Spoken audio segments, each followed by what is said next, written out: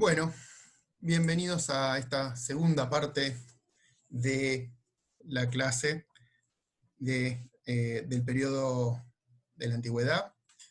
Vimos a Platón, vimos a Aristóteles, y ahora vamos a ver a los cínicos. Básicamente, lo primero que hay que, para contextualizar mínimamente, la escuela cínica surge justo o durante la descomposición de la polis. La polis, la ciudad-estado, es el centro de la democracia como gran logro de los griegos, y es el lugar que aloja a Platón y Aristóteles. Esta ciudad-estado se va a empezar a descomponer, y en este contexto de descomposición es donde va a surgir la escuela cínica. Alberto Cuesta menciona en este respecto que en el lapso de un siglo la polis, base de la organización política griega, ha pasado de una situación de autonomía e independencia a ser gobernada y a ocupar una posición periférica, primero dentro de un gran imperio y más tarde dentro de una provincia resultante de la descomposición de este. El cambio se antoja especialmente traumático en Atenas, desahuciada políticamente tras el esplendor de su hegemonía en su siglo de oro y despojada de su gran invención, la democracia. En esta situación, la polis deja de ser el marco de decisión del ciudadano, quien pierde sus referentes locales tradicionales y se encuentra extraviado en un mundo ancho y ajeno.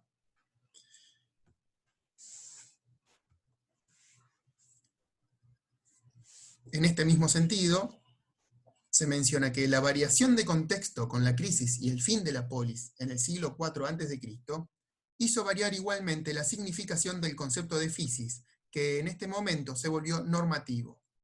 Es posible tomar a la naturaleza como una instancia ética a partir de la cual moldear la conducta humana. Entonces, es interesante mencionar que en este contexto de degradación de la polis, que era el marco de referencia del ciudadano, ese marco de referencia, que es la polis, se empieza a degradar y se empieza a perder. En este contexto, la escuela cínica va a proponer a la physis como ese marco de referencia. Es decir, aquello que funcionaba como marco de referencia en la polis, que se empieza a perder, que es la misma polis, ese marco de referencia, se empieza a perder y empieza a ganar terreno el concepto de physis, o sea, el concepto de naturaleza. La naturaleza va a aparecer entonces como un marco normativo, como un modelo. En el helenismo es la última etapa del periodo de la antigüedad, la investigación científica de la naturaleza tiene un carácter secundario respecto a la investigación moral. Esto también es importante. Es decir, para los cínicos, el objetivo de los cínicos no es una investigación de la naturaleza en sí mismo o como problema. Algo parecido habíamos mencionado acerca de Platón. Sin embargo, van a recurrir a la naturaleza y van a hacer uso de esta naturaleza por un interés ético-político. Algo parecido en relación a cómo se usa la naturaleza lo vamos a ver en la próxima clase también con la patrística. Sigamos con la cita. En este momento cobra gran importancia el estudio de la naturaleza humana en relación con el conjunto natural y puede asegurarse que el vacío que ha dejado la polis como marco de referencia para el individuo pasa a ocuparlo a la physis como entidad que hermana en lugar de segregar a todo el género humano, dando lugar a la sustitución de la polis por la cosmópolis. Este es un punto también importante, esta idea del marco de referencia que hacíamos mención recién y que estaba también presente en la otra cita, es decir, cambio de referencia, hay un cambio en ese marco de referencia, la naturaleza pasa a ser el marco de referencia, y al mismo tiempo hay una suerte de hermanación entre todo el género humano. Esto es importante porque muchos de los cínicos, por ejemplo, no son considerados ciudadanos de la polis, porque son, por ejemplo, extranjeros. Entonces, no pueden ser ciudadanos de la polis. Lo mismo pasaba con las mujeres, ¿sí? En esta propuesta cínica, en donde se apela a un hermanamiento, si se quiere, de todo ese género humano, todas estas cosas se demuelen o se empiezan a disolver. Es muy importante, y lo van a ver en las fuentes que tienen que leer, que es justamente este autor, Alberto Cuesta, van a ver también cómo recupera la diferencia entre género femenino y género masculino, ¿sí? Dándole un lugar igual de importante al hombre como a la mujer, cosa que tanto en Platón como en Aristóteles, como lo que vamos a ver en los próximos siglos, esto no lo voy a volver a repetir, pero lo van a ver en todas las fuentes, hay un fuerte androcentrismo, ¿sí? Bien. En este marco, en este nuevo marco en donde la naturaleza aparece como un eje de referencia para el comportamiento humano, van a retomar los cínicos una distinción, que es la distinción entre necesidades naturales y necesidades sociales. Y van a utilizar esta distinción con un uso ético-político, como mencionábamos antes. Los cínicos toman como ejemplo la vida animal por dos razones. La primera de ellas es la consideración de que el ser humano es también un animal. Ese es un primer punto importante. La segunda obedece a una revisión radical de las necesidades y deseos humanos, y este es el punto aún más importante todavía. Es decir, se va a tratar de un ejercicio de revisar cuáles son las verdaderas necesidades del ser humano. Observan que los animales poseen, por naturaleza, unas necesidades de alimentación, abrigo, secreción, sexo y comunicación, que pueden satisfacer fácilmente de un modo natural, mientras que el ser humano, además de atender a esas necesidades naturales, complicadas por una sofisticada reglamentación cultural, deben lidiar con la creación de necesidades sociales de difícil satisfacción, cuya persecución es causa de la infelicidad individual. Entonces, sobre esta distinción entre necesidades naturales y necesidades sociales, lo que están indicando los cínicos es que esas necesidades sociales generan una insatisfacción y una infelicidad de orden individual. Esta búsqueda de felicidad individual, una búsqueda de felicidad individual que va a ser activa, ¿sí? Va a ser también un elemento muy importante de todas las escuelas del periodo helénico. Por este motivo, sigo con la cita, y de un modo burlesco, van a trastocar la tradicional jerarquía entre dioses hombres y animales por la de dioses animales hombres, argumentando que los seres más perfectos son los dioses, ya que carecen de necesidades, siendo los siguientes seres en la escala de perfección aquellos que tengan menos necesidades, esto es los animales, que indiscutiblemente tienen menos que los seres humanos. Entonces, sumada esta distinción entre necesidades sociales y necesidades naturales, y jerarquizadas las mismas, es reconociendo que las necesidades naturales van a ser más importantes, y que, dado que el marco de referencia que se propone es la naturaleza, los hombres, o la humanidad, en este caso, deberían copiar o imitar esa naturaleza. Entonces lo que habría que hacer es dirigir la mirada hacia los animales, para imitarlos, para reconocer cuáles son esas necesidades naturales, y desligarnos de esas necesidades sociales que son las que son causa de esa infelicidad individual. En este respecto, rescatan la jerarquía, o esa jerarquía natural, que habíamos dicho que Aristóteles nunca la había tallado o diseñado de esa manera, pero que sin embargo es recuperada posteriormente y tratada como si fuera una jerarquía lineal, y juegan y trastocan esa jerarquía justamente de un modo burlesco, poniendo a los dioses en primer lugar e indicando que los dioses no tienen ninguna necesidad. Luego ubican a las plantas, que solo van a tener necesidades nutritivas. Luego los animales, que van a tener necesidades nutritivas y necesidades sensitivas. Y finalmente van a aparecer los humanos, que además de tener todas esas necesidades naturales, tienen necesidades sociales. Y esto es lo que los aloja al final de esa jerarquía. En este sentido, de sustitución de la ley convencional por la ley natural, es en el que hay que entender el lema, el de invalidar la moneda en curso. Es decir, esta propuesta cínica de invalidar la moneda en curso tiene que ver con moverse de un marco de referencia a otro. Y en su apelación a lo natural vienen a integrar coherentemente los otros dos grandes principios de la doctrina cínica, que es el cosmopolitismo y la vida conforme a la naturaleza. En este cambio de referencia, en este cambio de marco de referencia, se suma que el ciudadano, el cínico, ya no va a ser ahora un ciudadano de la polis, de la ciudad-estado, sino que va a ser un ciudadano del mundo. Aparece, se construye este concepto de cosmopolitismo.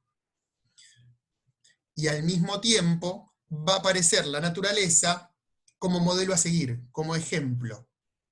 En particular acá, los cínicos van a recuperar, van a elegir un animal, que es el perro. A Diógenes, ahora vamos a ver una anécdota de Diógenes, pero es uno de los principales, si no el principal referente de esta escuela, lo llamaban Diógenes el perro.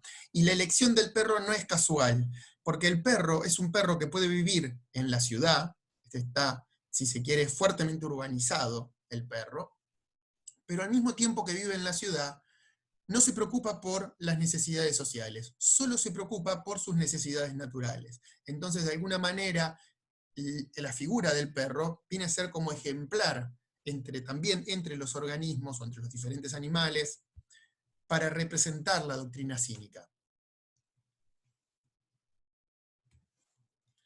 Bien, ¿cómo invalidar la moneda del curso? ¿Cómo hacer para que efectivamente se cambie ese marco de referencia? Y acá una de las maneras que encuentra la escuela cínica es a través de la pantomima. ¿Qué es la pantomima? Básicamente es una argumentación somática, ¿sí? Fíjense que acá la argumentación somática se contrapone a una argumentación discursiva, que es lo que uno puede encontrar en Aristóteles o en Platón. Esta argumentación somática es una argumentación que apela al cuerpo, por lo tanto a lo natural, ¿sí? Y se desliga de la necesidad de la palabra, que es lo propio de lo social o lo propio del humano. En este respecto, la retórica corporal siempre tiene presente el contexto de su expresión y es, en contraste con él, donde tiene lugar el efecto clave para su eficacia expresiva, el humor. Este enfrentamiento de la acción corpórea con el contexto social en el que se ejecuta es clave en el propósito de la transvaloración cínica, o sea, es clave en este movimiento de invalidar la moneda en curso, es clave en este movimiento de cambiar el eje de lo social a lo natural, ¿sí? Ese eje de referencia. Entonces, la pantomima, que es esa argumentación somática, va a tener que ver con ejecutar una acción corpórea en un contexto donde no se espera que eso ocurra, ¿sí? Para justamente generar un contraste y generar humor y a la vez generar una crítica. Presentamos ahora un ejemplo, van a leer varios ejemplos de Diógenes, de varios ejemplos de pantomima, no solo de Diógenes, sino también de otros personajes. Una vez que se masturbaba en medio del ágora, comentó: ojalá fuera posible frotarse también el vientre para no tener hambre. Esta es una pantomima de Diógenes que es muy conocida, y lo que resulta interesante de la cita es que vean muy claro el contraste entre la acción corpórea, esa argumentación somática de la que hablábamos, y el contexto social en donde esa acción corpórea ocurre. El contexto social es el ágora, que es el lugar en donde se debaten las leyes sociales. O sea, es el lugar donde se construyen, se configuran esas convenciones sociales, además por medio del discurso, ¿sí? Y justamente en ese lugar es donde Diógenes elige hacer la acción corpórea. Este contraste es el que genera una suerte de sátira, de humor, y al mismo tiempo revela una crítica. Entonces, teniendo estos elementos, muy breves también de la escuela cínica, podemos ahora pensar algunos desplazamientos entre la escuela platónica y aristotélica con la escuela cínica que un poco ya los venimos señalando. En primer lugar, la gran apuesta o la gran propuesta de la escuela cínica tiene que ver con invalidar esa moneda en curso, de donde se pasa de la ley convencional a la ley natural. Por otro lado, la forma de hacer eso tiene que ver con la pantomima, con la argumentación somática. Al mismo tiempo, tenemos que la felicidad, en el caso de los cínicos, viene atada a una eudaimonía, que tiene que ver con una felicidad individual activa. Es decir, acá la felicidad no es tirarse a mirar una serie, ¿sí? Sino que la felicidad individual tiene que ver con una actividad. Y esto es muy importante porque esa felicidad individual contrasta con los lazos comunitarios de la polis, con la felicidad que está atada a esos lazos comunitarios en la propia polis. Se cambia o se pasa de esa polis que se empieza a degradar a una construcción de cosmópolis, ¿sí? Esto de ser ciudadano del mundo. Y esa vida conforme a normas sociales se trastoca para que sea una vida conforme a la naturaleza, conforme al perro. Tengo que mirar al perro porque el perro sirve de ejemplo.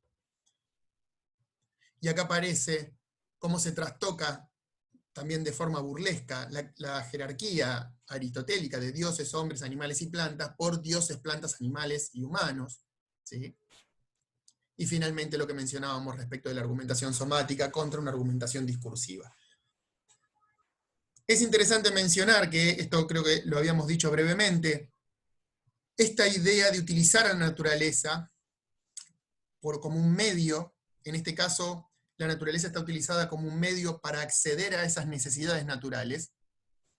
Vamos a ver también un uso de la naturaleza muy parecido en la patrística, que es la próxima clase que vamos a ver, en donde la naturaleza, leída en una clave cristiana, va a ser también utilizada para que el hombre acceda a Dios, ¿sí? En vez de acceder a esas leyes naturales, como en el caso de los cínicos, va a tener que ver con un acceso o un acercamiento a Dios. Bien, entonces, habiendo dicho esto, terminamos acá con esta segunda parte, o parte B, como van a ver que aparece, del periodo antiguo, ¿sí? Entonces, la próxima clase arrancamos con la patrística. Saludos.